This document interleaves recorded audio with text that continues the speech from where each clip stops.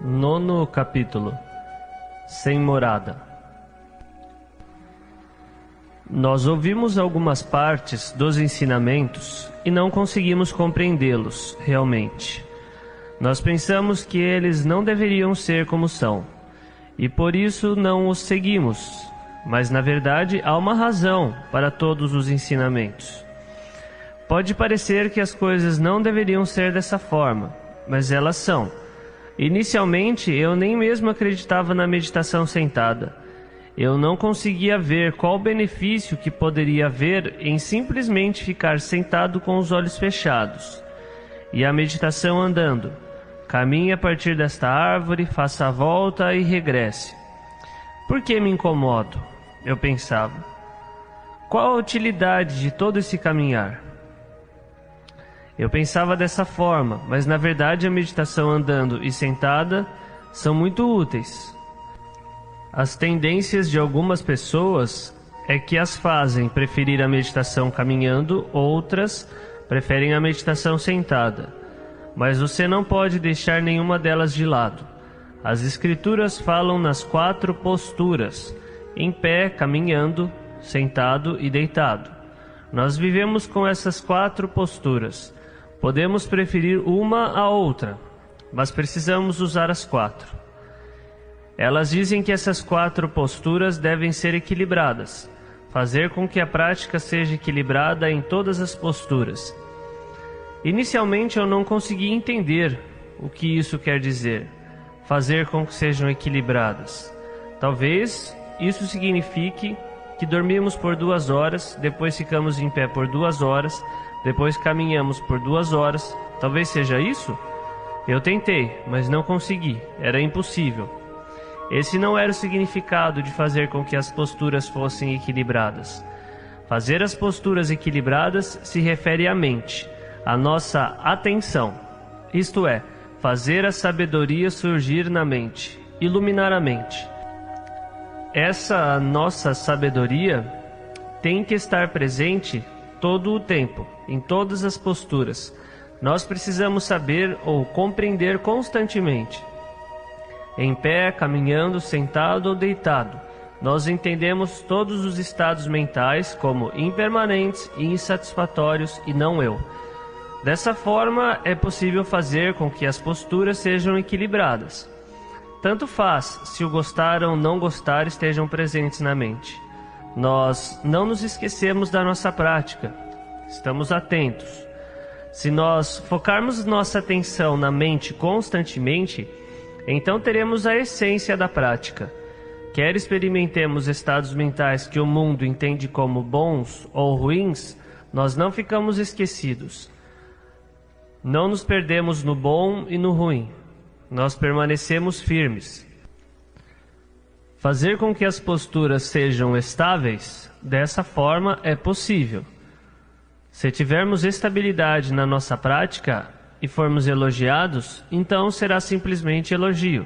Se formos criticados, então será apenas crítica. Nós não ficamos excitados ou deprimidos com isso. Permanecemos exatamente igual. Por quê? Porque vemos o apego em todas essas coisas.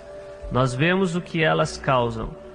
Nós estamos constantemente conscientes do perigo em ambos, no elogio e na crítica. Habitualmente, quando estamos de bom humor, a mente também está. Nós vemos ambos como sendo a mesma coisa. Se estamos de mau humor, a mente também está mal, e nós não gostamos disso. Assim é como são as coisas. Essa é a prática desequilibrada. Se tivermos equilíbrio apenas o suficiente para reconhecer os nossos humores e saber que estamos nos apegando a eles, isso já é um grande avanço. Isto é, temos consciência, nós sabemos o que está acontecendo, mas ainda assim não conseguimos nos soltar. Nós vemos que estamos nos agarrando ao bom e ao mal e sabemos disso. Agarramo-nos ao bom e sabemos que essa ainda não é a prática correta. Mas mesmo assim não podemos nos soltar. Isso já é 50% ou 70% da prática. Ainda não existe a libertação, mas nós sabemos que se pudéssemos nos soltar, isso seria o caminho para a paz. Prosseguimos dessa forma. vendo com igualdade as consequências danosas de todos os nossos gostos e desgostos, dos elogios e críticas, continuamente. A mente, dessa forma, estará equilibrada, não importa o que ocorra. Mas as pessoas mundanas, quando acusadas ou criticadas, ficam realmente perturbadas. Se elas são elogiadas, ficam animadas. Elas dizem que é bom e ficam realmente felizes por isso. Se soubermos a verdade acerca dos nossos vários humores, se soubermos as consequências de nos apegarmos ao elogio e à crítica, o perigo de nos apegarmos a qualquer coisa que seja, seremos mais sensíveis aos nossos humores. Saberemos que se nos agarrarmos a eles, realmente haverá sofrimento. Veremos esse sofrimento e veremos o nosso apego como a causa desse sofrimento. Começaremos a ver as consequências do apego e do agarramento àquilo que é bom e àquilo que é mal, porque nós os compreendemos e já vimos o resultado. Não trazem a verdadeira felicidade. Então, agora vamos procurar uma maneira de nos soltarmos. Onde está esse caminho para nos soltarmos? No budismo dizemos, não se apegue a nada. Nunca paramos de ouvir esse não se apega a nada. Isso significa segurar, mas sem se agarrar, como uma lanterna. Nós pensamos, o que é isso? Então nós apegamos. Ah, é uma lanterna. Então a colocamos de volta. Seguramos as coisas dessa forma. Se não quiséssemos absolutamente nada, o que poderíamos fazer? Não poderíamos fazer meditação andando ou qualquer outra coisa. Portanto, precisamos primeiro querer as coisas. É desejo sim, isso é verdade. Que mais tarde conduzirá aos parames, ou virtude, perfeições. Tal como querer vir aqui. Por exemplo, o venerável Jagaro veio para visitar o Wat Pa Pong. Primeiro, ele precisou desejar vir. Se ele não tivesse sentido que desejava vir, ele não teria vindo. O mesmo ocorre com todas as pessoas. Elas vêm aqui por causa do desejo. Mas quando o desejo surge, não se apegue a ele. Dessa forma, você vem e depois você retorna. O que é isso? Nós pegamos, olhamos e vemos. Ah, é uma lanterna. Então colocamos-las de volta. A isso se chama querer, mas sem se apegar. Nós soltamos daquilo. Nós conhecemos e depois soltamos. Colocando de uma forma simplificada, conheça e depois solte. Permaneça olhando e soltando. Isto dizem que é bom, isto dizem que não é bom. Conheça e depois solte. Bom e mal, conhecemos tudo isso, mas nós o soltamos. Nós não nos apegamos totalmente às coisas, nós as queremos com sabedoria. A prática nessa postura pode ser constante. Você precisa ser estável dessa forma. Faça com que a mente conheça tudo dessa forma. Deixe que a sabedoria surja. Quando a mente possui sabedoria, o que mais há para buscar? Precisamos refletir acerca do que estamos fazendo aqui. Qual a razão de estarmos vivendo aqui? Pelo que estamos trabalhando? No mundo se trabalha por esta ou aquela recompensa. Mas os monges ensinam algo um pouco mais profundo do que isso. O que quer que façamos, nós não esperamos nada em troca. Trabalhamos sem esperar recompensas. As pessoas mundanas trabalham porque querem isto ou aquilo, porque elas querem um ou outro ganho. Mas o Buda ensinou a trabalhar apenas pelo trabalho. Não pedimos nada além disso. Se você faz alguma coisa apenas para obter algo em retorno, isso irá causar sofrimento. Tente por você mesmo. Você quer tranquilizar a sua mente, e então você senta e tenta tranquilizá-la. Você irá sofrer. Tente. O nosso caminho é mais refinado. Nós fazemos e depois soltamos. Fazemos e soltamos. Veja um Brahmane que faz um sacrifício. Ele possui um desejo na mente, por isso ele faz um sacrifício. Esses atos que ele pratica não irão ajudá-lo a transcender o sofrimento, porque ele está agindo com base no desejo. No início, praticamos com algum desejo na mente. Seguimos praticando mas não conseguimos alcançar o nosso desejo. Assim praticamos até que cheguemos a um ponto em que praticamos para não obter nada em troca.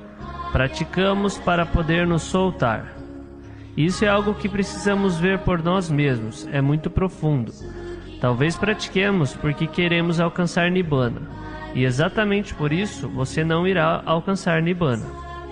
É natural que se queira a paz, mas não é verdadeiramente correto. Precisamos praticar sem desejar absolutamente nada. Se não desejarmos absolutamente nada, o que iremos obter? Não obteremos nada. Qualquer coisa que você obtenha é apenas causa de sofrimento. Portanto, nós praticamos para não obter nada. Isso é exatamente o que chamamos de esvaziar a mente. Ela está vazia, mas ainda existe a ação. Esse vazio é algo que habitualmente as pessoas não entendem, mas aqueles que o compreendem veem o valor de conhecê-lo. Não é o vazio de não ter nada, é o vazio das coisas que estão aqui. Tal como esta lanterna, deveríamos ver essa lanterna como vazia. Por causa da lanterna existe o vazio. Não é o vazio em que não podemos ver nada. Não é isso. As pessoas que assim o entendem estão completamente equivocadas. Você tem que compreender o vazio das coisas que aqui estão. Aqueles que ainda estão praticando com a ideia de obter um ganho são como o Brahmane que faz um sacrifício para satisfazer um desejo. Como as pessoas que vêm me ver para serem borrifadas com água benta. Quando eu lhes pergunto, por que vocês querem esta água benta? Eles dizem, queremos viver felizes e com conforto, sem enfermidade. Aí está. Elas nunca irão transcender o sofrimento dessa forma. O caminho mundano é fazer as coisas por alguma razão, para obter algo em troca. Mas no budismo, fazemos as coisas sem essa ideia de ganho. O mundo precisa entender as coisas em termos de causa e efeito, mas o Buda nos ensina a ir além da causa e além do efeito, ir além do nascimento e além da morte, ir além da felicidade e além do sofrimento. Pense a respeito disso. Não existe onde ficar. Nós vivemos em um lar. Deixar esse lar e ir para onde não existe um lar, não sabemos como fazer isso. Porque sempre vivemos com o vir a ser e com o apego. Se não podemos nos apegar, não sabemos o que fazer. Assim, a maioria das pessoas não quer Nibbana. Não existe nada lá? Absolutamente nada. Olhe para o teto e o piso aqui. O extremo superior é o teto. Essa é uma morada. O extremo inferior é o piso. E essa é outra morada. Mas no espaço vazio entre o piso e o teto não existe onde se sustentar. Uma pessoa pode se sustentar no teto ou no piso, mas não no espaço vazio. Onde não existe uma morada, ali é onde está o vazio, e colocando de uma forma simples, dizemos que Nibbana é esse vazio.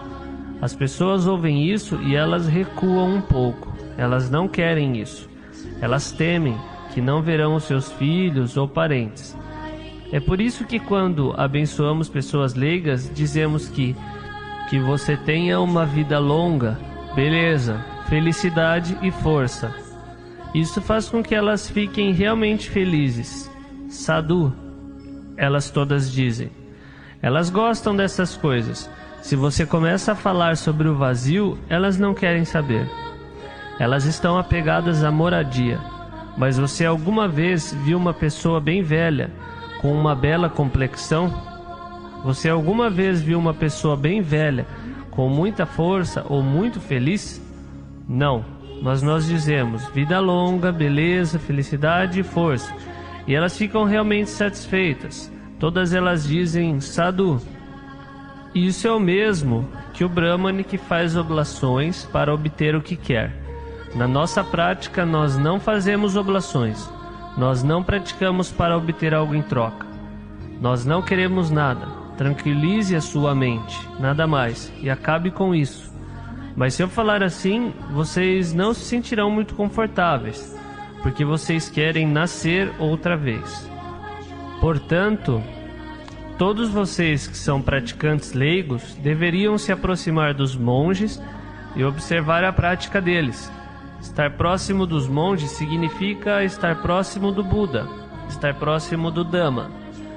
O Buda disse: Ananda, pratique muito, desenvolva a sua prática. Todos que veem o Dhamma, veem a mim, e todos que veem a mim, veem ao Dhamma. Onde está o Buda? Podemos pensar que o Buda aqui esteve e partiu, mas o Buda é o Dhamma, a verdade. Algumas pessoas gostam de dizer: se eu tivesse nascido na época do Buda, eu iria para Nibbana. Pessoas estúpidas falam desse modo. O Buda ainda está aqui. O Buda é a verdade. Independente de quem nasça ou morra, a verdade ainda está aqui. A verdade nunca parte do mundo, está aqui todo o tempo. Quer um Buda nasça ou não, quer alguém saiba ou não, a verdade ainda está aqui.